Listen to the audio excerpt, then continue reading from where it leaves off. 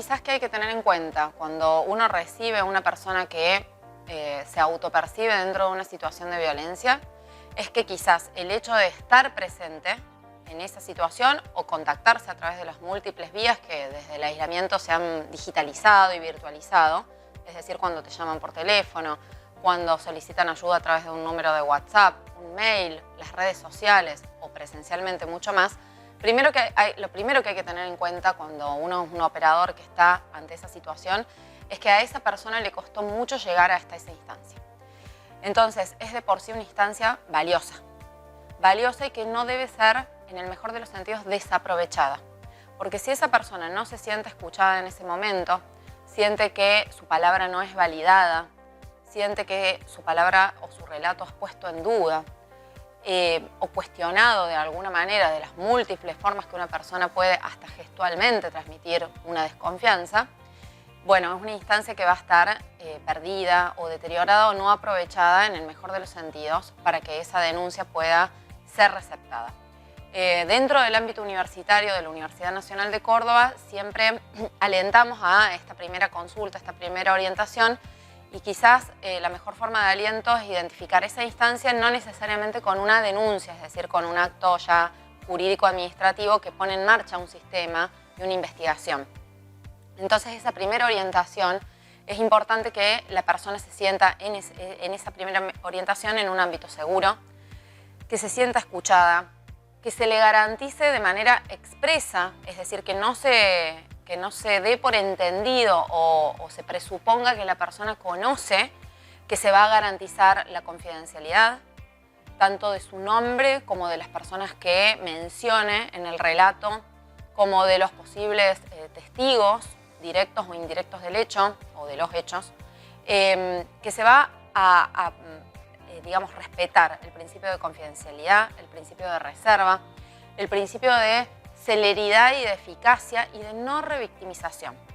Lo importante en esa primera instancia de escucha es generar un ámbito en donde se escucha a la persona, se recepte todo lo que esa persona está diciendo, se le dé el espacio para que si esa persona quiere llorar, quiere proferir insultos, es decir, que tenga un ámbito de libertad, porque esa persona está trascendiendo un montón de barreras y de factores de inhibición externos e internos. Pensemos en pudores, vergüenzas, mandatos sociales, tabúes, que hacen que llegar a esa instancia de diálogo, de escucha, sea realmente muy difícil. Llegada a esa instancia, entonces, generar un ámbito de confianza, de escucha activa, como suele decirse, pero llenar esa escucha activa de contenido. Que no significa no tener el objetivo de quizás recabar los hechos y registrarlos. El registro, que normalmente se hace a través de un acta, de la toma de apuntes que después se muestran a esa persona y esa persona los valida para de alguna manera dar cuenta de que son el fiel reflejo de lo que ha querido decir y manifestar, independientemente de que se haga una denuncia o no en ese mismo momento, es un insumo muy útil para evitar la revictimización. No nos olvidemos que una de las partes más importantes de la escucha también tiene que ver con la interdisciplina. Lo ideal siempre es que haya profesionales de distintas áreas, trabajo social, psicología, comunicación incluso, ni hablar derecho, abogacía, para que esa persona pueda ser escuchada desde distintas disciplinas y tener un asesoramiento integral. A veces eso es posible, a veces no. Entonces el hecho de que ese profesional tome notas permite que recuerde detalles y cuestiones que van a permitir, siempre respetando la confidencialidad, poder con el equipo de trabajo generar estrategias o abordajes sin necesidad de pedirle a la persona que vuelva a repetir todo el relato, porque esa es una instancia de revictimización que hay que tratar de evitar. Una situación muy frecuente que ocurre es que la persona que se acerca no quiera en ese momento efectuar la denuncia. Presentar una denuncia, interponer una denuncia que no es nada más ni nada menos, pasa que para los que estamos en el ámbito quizás del derecho es algo común, es algo que no tiene mucha complejidad, pero para quien tiene que presentar la denuncia y verse inmersa o inmerso luego en una situación en donde tiene que aportar pruebas, participar, quiera o no, de un proceso que va a tener costos personales, costos sociales, costos a nivel, si es estudiante, a nivel académico, si es profesional ya a nivel laboral, implica un cálculo, una cuenta que hay que sacar. Por eso siempre decimos que la consulta no implica una denuncia y que uno tiene el derecho, pero no la obligación de denunciar. La obligación de denunciar surge en situaciones muy específicas, cuando quien toma conocimiento de los hechos ocupa una función determinada, por ejemplo, una autoridad, un decano, una decana. Cuando quien es víctima de una presunta situación de violencia es una persona menor de edad o que tiene algún tipo de situación en sus capacidades que le impide accionar por sí misma. Entonces son ahí los representantes legales o quien tienen responsabilidades diferenciales por su lugar jerárquico en la institución, quienes van a tener que tomar cartas en el asunto bajo responsabilidad personal e institucional. Si no lo hacen, incurren en omisiones que están sancionadas legalmente. Ahora bien, para una persona mayor de edad, capaz de manera plena, no es una obligación denunciar. A nosotras, desde los equipos de trabajo, nos gusta siempre hablar de el momento de la denuncia, al cual la denuncia, identificar el momento de la denuncia como un punto de partida, pero siempre también como un punto de llegada. Es decir, a la denuncia uno llega, el camino hacia la denuncia se construye. Muchas veces el haber vivido una situación de violencia hace que la persona caiga en un ostracismo que es muy difícil de romper, pero a partir de las redes de sororidad, del compañerismo, de la posibilidad de acercarse a lugares de escucha eficientes, se puede evaluar la posibilidad de denunciar, la posibilidad, no la obligación. Sí, desde los protocolos universitarios hemos ido generando algunos dispositivos para dejar constancia de situaciones. Por ejemplo, en la Universidad Nacional de Córdoba contamos con una herramienta que es el manifiesto, que es similar a una especie de exposición, en donde dejamos constancia, también reservando la identidad de quien viene a manifestar, dejamos constancia de situaciones que luego pueden ser utilizadas como antecedentes o como precedentes, como elementos importantes a la hora de que se presente una denuncia. No nos olvidemos que muchas situaciones son situaciones puntuales de violencias que son denunciadas y se agota ahí el hecho. Pero otras situaciones, y quizás las más frecuentes en ámbitos académicos y universitarios, educativos, tienen que ver con violencias estructurales, violencias que se ejercen de modo sistemático, cotidiano, con micromachismos que están muy naturalizados. Entonces, quizás esta persona en este momento no quiso denunciar una o alguna situación puntual, pero otra persona va a venir. Entonces, dejar un precedente, dejar ahí una constancia de que esa situación ocurrió, más allá de que en ese momento la persona no quería por el motivo o no podía presentar la denuncia, sirve después para generar, digamos, una historización de los hechos y que no es solamente una persona quien ha vivido un chiste machista, un maltrato, un acoso puntual, sino que muchas veces son conductas que se despliegan de modo sistemático a lo largo de los años y que la misma institución también tiene que hacer una autorreflexión porque las tiene muy naturalizadas y a veces no se alientan, pero tampoco se desalientan. Entonces, bueno, se genera un clima propicio para que ese tipo de conducta se siga consolidando y naturalizando a lo largo del tiempo. En relación al tiempo para denunciar, no existe en las violencias de género que no impliquen la comisión de un delito penal, no existe a priori un tiempo. Uno va a la justicia provincial y puede denunciar que ha vivido violencias de género a manos de tal o cual persona hace 10 años, hace 15 años, lo puede denunciar. Quizás el paso del tiempo impacta en la evaluación del riesgo que se hace en ese momento, si hay un riesgo actual, inminente de que ocurra algo, para tomar determinadas medidas de protección. Quizás es un poco distinto cuando las violencias de género implican, a su vez, infracciones administrativas en ámbitos universitarios y o delitos penales. Porque los delitos penales sí tienen un tiempo de prescripción, que está determinado por la pena que está prevista en el Código Penal, es decir, el plazo de prescripción es la pena máxima prevista para cada uno de los tipos penales que están. Entonces, un abuso sexual iba a tener un momento de prescripción a partir del cual te van a tomar la denuncia, pero la investigación no va a prosperar. La denuncia, como principio general, se toma siempre, porque el Estado tiene que tener ese servicio para que los ciudadanos y las ciudadanas puedan poner en conocimiento de la autoridad que algo ha pasado y presentar la denuncia nunca es en vano, porque implica también el alimentar de alguna manera los registros estadísticos. Entonces, si uno no denuncia algo que verdaderamente ha ocurrido, que ha experimentado uno mismo o un tercero, quizás alimenta una cifra negra, que es por ahí lo que se convierte en un obstáculo bastante insalvable a la hora de formular políticas públicas verdaderamente efectivas, porque no hay una información, digamos, cierta o confiable, o quizás completa. Son informaciones parciales de la gente que va a denunciar. Por eso decíamos que generar denuncias o el ámbito de la denuncia tiene otras implicancias, además de lo subjetivo, de lo administrativo, tiene una cuestión estadística que también impacta. Desde el punto de vista de cuándo denunciar, la persona, decimos muchas veces que la denunciante siempre pierde en este sentido, porque cuando finalmente va a denunciar, la primera pregunta es ¿cómo viene ahora? ¿Por qué ahora? ¿Por qué no antes? Es como que no hubiera en el imaginario colectivo, institucional o social un momento bueno para denunciar.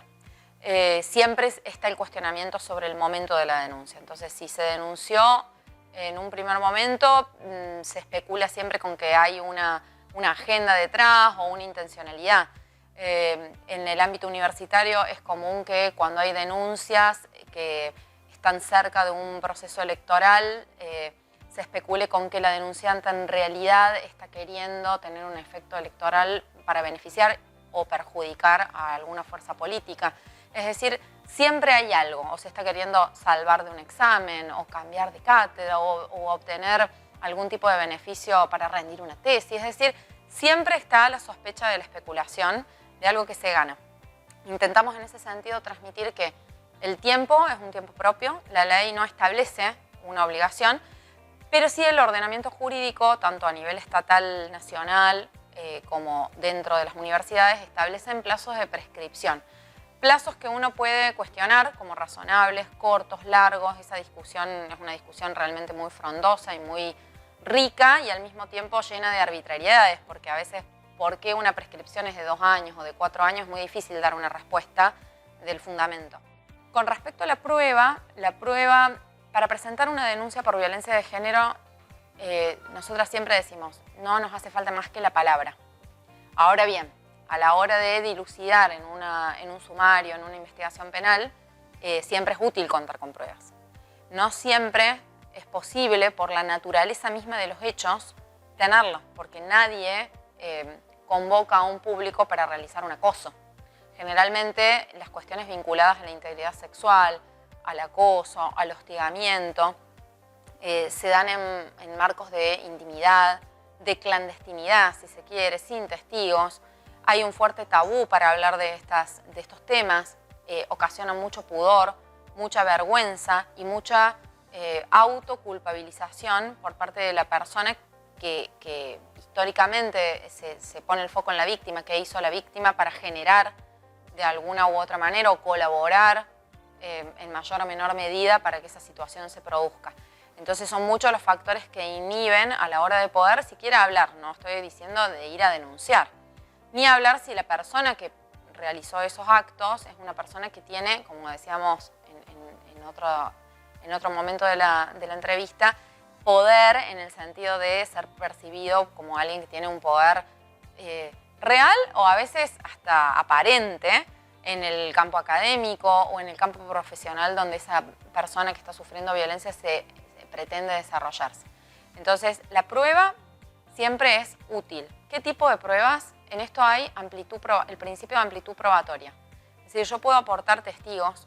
Los testigos muchas veces no son testigos directos del hecho, pero sí indirectos o testigos oblicuos, a veces se les dice, porque no es que presenciaron el hecho o los hechos, pero sí pueden dar cuenta de hechos similares que se sucedieron en otro momento y eso generar indicios que si son concordantes y armónicos pueden ser un corpus probatorio. También puede haber pruebas documentales, en esto la documentación electrónica, o sea, todo lo que es producto del intercambio virtual de las personas, grupos de WhatsApp, mails, intercambios en redes sociales, chats, más allá de que después haya que acompañar todo eso con pruebas, sea certificaciones de escribano o periciales informáticas para demostrar la autenticidad en cuanto al contenido y en cuanto a la autoría, son importantes. realmente hay situaciones de abuso sexual, por ejemplo, de hostigamiento, en donde no hay otro tipo de pruebas. Cuando no hay otro tipo de pruebas y podemos, dentro del ámbito universitario, generalmente miramos esto, los antecedentes, vemos si hubo otras consultas, vemos, no por una cuestión de caza de brujas o de persecución, pero sí realmente de identificar si hay una situación verdaderamente estructural o sistemática que está emergiendo de esa manera, pero la persona que lleva a cabo las violencias es lo suficientemente hábil, entre comillas, para no dejar rastros de esa conducta, más que en el cuerpo y el alma de la gente que victimiza, que no es poco. Pero el sistema exige un poco más. Y ahí tratamos siempre desde la teoría crítica del derecho, desde los feminismos, de mirar el sistema. Cuando tenemos un sistema jurídico, administrativo, penal, que está estructurado en principios que no han tenido en cuenta las especificidades de este tipo de violencias y exigen el mismo estándar probatorio para cuando se ha robado un celular que para un abuso sexual que ocurre en un ámbito íntimo, y tenemos un problema. Pero el problema no es de la víctima, que no puede probar. El problema es el sistema que exige de las víctimas, de las familias de las víctimas, de las compañeras de las víctimas, un estándar probatorio que es, muchas veces hay que animarse a mirar esa realidad, imposible de alcanzar, porque es imposible de producir por la naturaleza del hecho, por las características del hecho. Nadie, cuando digo lo del celular porque es una situación muy común en nuestros días, nadie va a culpabilizar a la persona a la que le han robado un celular. Siempre uno le pregunta, ¿estás bien? ¿Te pasó algo? Pero nadie le va a echar la culpa de que le robaron el celular a esa persona. En cambio hay que mirarse uno mismo y también ver cómo el sistema trata a las víctimas de violencia de género. ¿Qué hiciste? ¿Por qué estabas en tal situación? ¿Por qué le contestaste el chat? ¿Por qué tal cosa? ¿Por qué tal otra? Todo ese tipo de cuestionamientos es propio de este tipo de violencias y el estándar probatorio exigido es el mismo que para otro tipo de delitos. Entonces, ahí hay que mirar, llevar la mirada al sistema y ver qué es lo que el sistema está dejando por fuera y por qué. Hay muchísimo trabajo de teóricas feministas muy interesantes, elaboradas, y profundizar en ese tema es realmente el desafío de esta época. Porque el sistema punitivo, pero también el sistema de sensibilización deja fuera muchas de estas problemáticas, no las abarca directamente. El sistema de denuncias es bastante poco intuitivo, es decir, el menú de ofertas que tiene una persona que ha sufrido una situación de violencia. Supongamos, para explicarlo así sencillamente, que una estudiante ha vivido una situación de acoso. Esa estudiante por parte de un docente. Esa estudiante acude, en el caso de la Universidad Nacional de Córdoba, al plan de acciones para prevenir, atender y sancionar las violencias de género en el ámbito de la UNC. Asumiendo que ese hecho ocurrió en la UNC, el plan de acciones le va a ofrecer la posibilidad de que presente una denuncia para que el hecho se investigue y en su caso se imponga la sanción a la persona que ejerció la o las violencias. Esa es una primera denuncia, que puede o no realizarla, y si la realiza da lugar a toda una investigación administrativa interna en la facultad. Puede haber medidas cautelares y medidas de protección para que durante esa investigación esa persona no tenga contacto con la persona que ha denunciado, para que esté protegida y todo. Pero eso es un procedimiento independiente de que esa misma estudiante pueda ir, por ejemplo, a la justicia provincial, al fuero de violencia, a los juzgados de niñez, adolescencia, violencia familiar y de género, y presentar una denuncia ahí porque a lo mejor hay un riesgo cierto de que esa persona la siga violentando. Entonces ahí, independientemente del camino iniciado en la universidad, que es interno, puede presentar una denuncia en la justicia común, como le decimos, que es eminentemente precautoria para que se dicten medidas de protección, medidas básicamente de restricción de contacto. Y ahí durante un tiempo, pueden ser meses, 3 meses, 6 meses, lo que la jueza dictamine, va a impedirse el contacto entre esas dos personas, pero no implica una investigación ni una declaración de culpabilidad. Y suponiendo, ahí viene la tercera patita, digamos, suponiendo que ese hecho de violencia de género configure además un delito penal, la persona tiene la posibilidad de presentar una denuncia en la Fiscalía, es decir, en tribunales penales, para que se haga una investigación penal. Fíjate cómo los tres sistemas conviven, van de la mano, porque muchas veces la universidad articula con la justicia, con la Fiscalía, para ver en qué está cada proceso, pero no se superponen. Uno es el de violencia, es eminentemente urgente, cautelar, para evitar un contacto que está ocasionando un riesgo o un daño actual, pero no implica una declaración de culpabilidad ni una absolución. El procedimiento administrativo interno de la universidad es justamente eso, interno, para establecer responsabilidades disciplinarias, si a ese docente le cabe o no le cabe una sanción.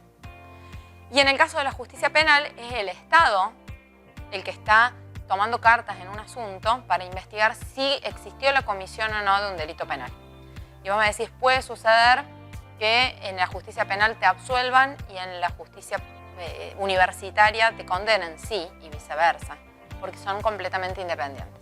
A veces hay oficios, pedidos de informe, colaboraciones, pero eso es una colaboración institucional y procesal que no implica que una cosa condicione a la otra.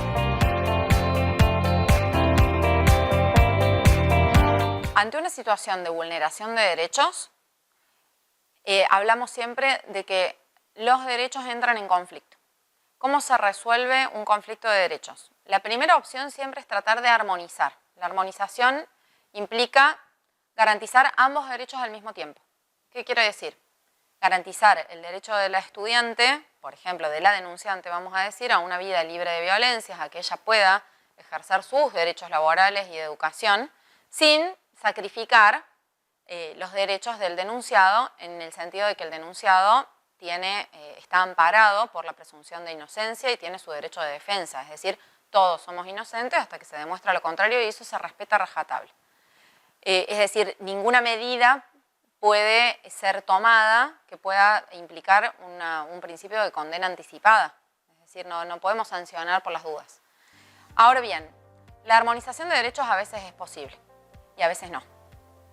Entonces la institución ahí no es que tiene que tomar una decisión, la decisión ya está tomada porque los tratados internacionales y las leyes nacionales y los convenios a los cuales las universidades han adherido, es decir, que es un marco normativo plenamente vigente, no hay discusión en eso, obligan a proteger en primer lugar y luego a ocuparse de los demás.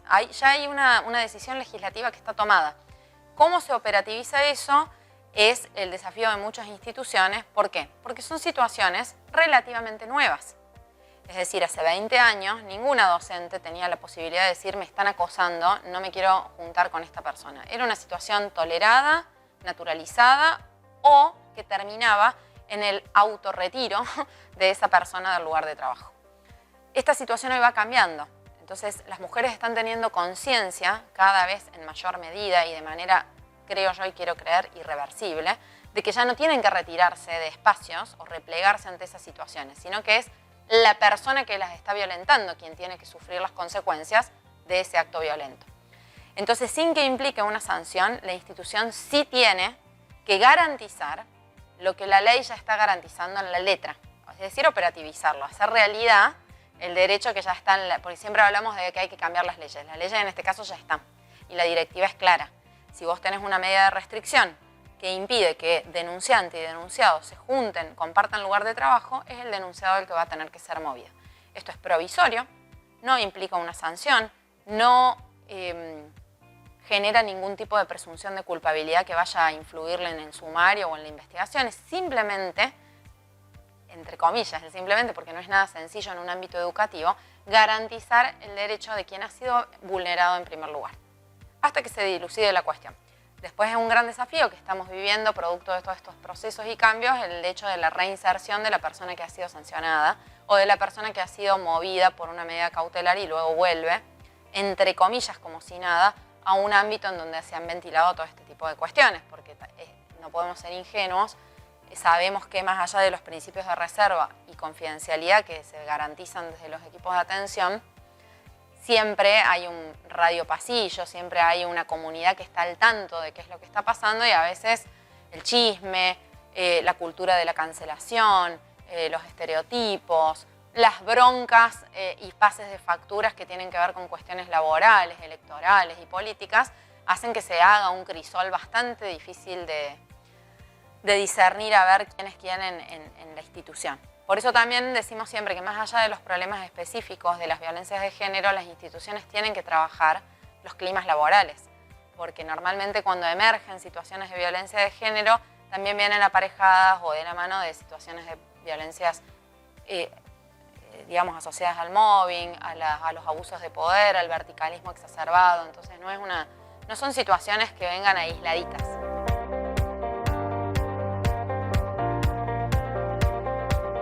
En el abordaje de este tipo de violencias desde las universidades, antes que hablar de soluciones, hablamos de intentos de respuesta.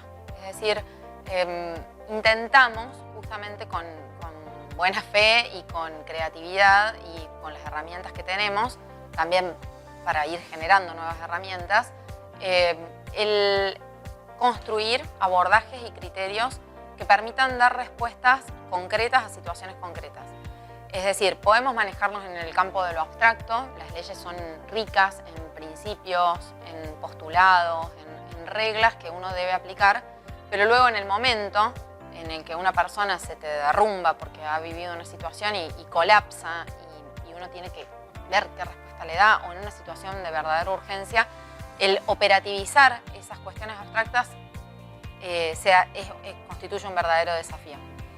Por eso hablar de solución como algo que clausura es difícil en problemas que son estructurales, son históricos, son muchas veces inescindibles de la propia cultura institucional. A veces hacen falta cambios pequeños, modificaciones en el día a día, sensibilizaciones para que el clima laboral vaya cambiando, el clima estudiantil o el clima de toda una comunidad, y se vayan incorporando estas cuestiones. Y hay otras veces que son necesarios cambios un poco más radicales. Y hasta que no tenemos un cambio de gestión, una decisión política de llevar adelante determinadas decisiones, acompañándolas también del presupuesto necesario para la implementación, es realmente dificultoso poder pensar siquiera en una solución como algo que cierre el problema y que digamos, listo, bueno, esto ya está, nos podemos ocupar de otra cosa. Además, en situaciones como las violencias de género, lo que suele suceder es que cada vez que más se habla del tema, pareciera ser como que hay más violencias de género. Este es un fenómeno que tiene que ver con la desnaturalización. Es decir, cuando vos empezás a hablar de un tema, no es que se produce, esto es una tesis bastante, digamos, cuestionada y muy estudiada, no es que se produce un efecto de contagio, entonces cada vez hay más. Ya había más, lo que pasa es que no se hablaba.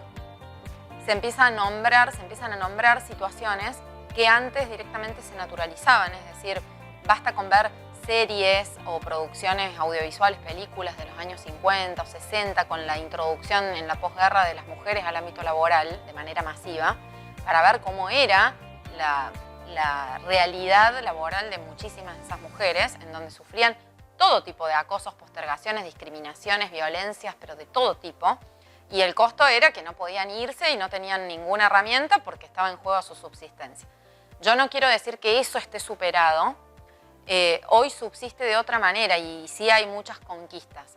Pero también es cierto que sigue habiendo una estructura verticalista con una jerarquía visible, es decir, donde hay claustros, donde hay estructuras y escalafones, pero hay otras estructuras que siguen invisibilizadas, en donde la palabra de una persona vale más que la de la otra, en donde el hecho de que se tomen determinadas decisiones en determinados sentidos tiene impactos que visibilizan o invisibilizan a colectivos que están bregando por sus derechos. No nos olvidemos, existe en este momento el cupo trans, y esa ley es necesaria porque la inclusión de otra manera no va a suceder. Y eso no es casual o no es una cuestión arbitraria. Es una cuestión que está entroncada en una manera de ver y de sentir el binarismo en los géneros. Es decir, hay toda una serie de cuestiones conceptuales que se van a ir cambiando de a poco, como en todo cambio cultural. Pero también es necesario una cuestión de decisión política.